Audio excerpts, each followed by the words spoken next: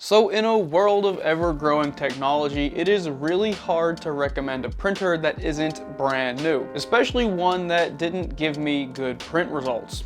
But here I am. This is the Kingroon KP3S V something, and trust me, you're gonna want to watch this entire video.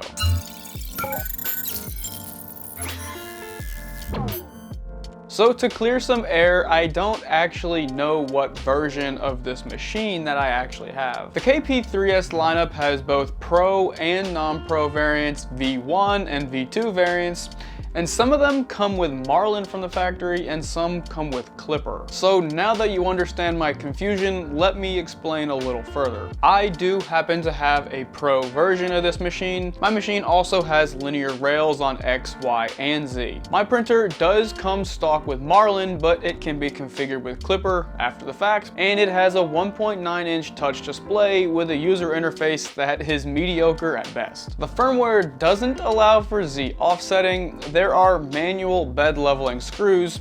I needed a machinist square in order to actually assemble this machine properly, and well, my print quality was really bad. Needless to say, from factory, this machine really quite sucks. However, I do believe that it has a place in today's market. You see, we're slowly moving to a world where Klipper is becoming common, and I really do quite love that.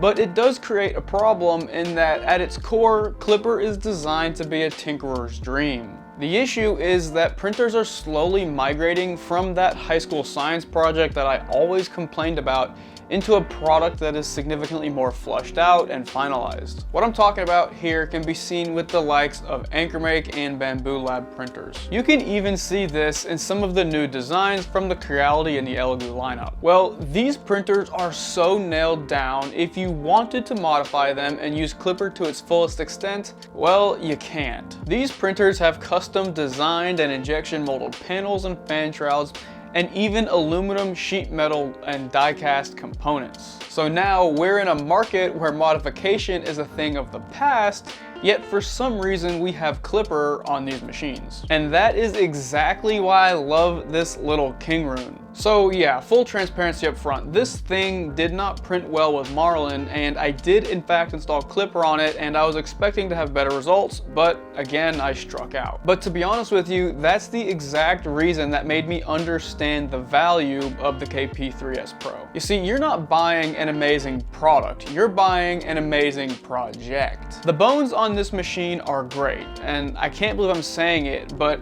the 2020 aluminum extrusion, it's fantastic for modders, and it's one of the construction materials that we are sadly losing with the great printer migration of 2023. Printers are starting to ship with smooth aluminum extrusion that does in fact look great on the eye, but for modders, you lose a significant amount of functionality. The KP3S Pro also ships with linear rails on all three axes, and this is typically a modification that is fairly advanced, hard to complete, and to be quite honest with you, not even fun to do. So it being completed from factory as original is fantastic. Otherwise, physically modding and firmware modding this machine is fairly straightforward and very easy to accomplish. So to bounce back just a little bit, while I really do love the direction 3D printing is headed, the modding community is absolutely taking a hit. So seeing printers like this come to the market and stay on the market is honestly a beautiful sight. What we're seeing here is very similar to how electric cars are taking over the combustion engine and starting to kill the car modding scene. Eventually, you're not going to be able to purchase a printer like this that is fun and easy to modify.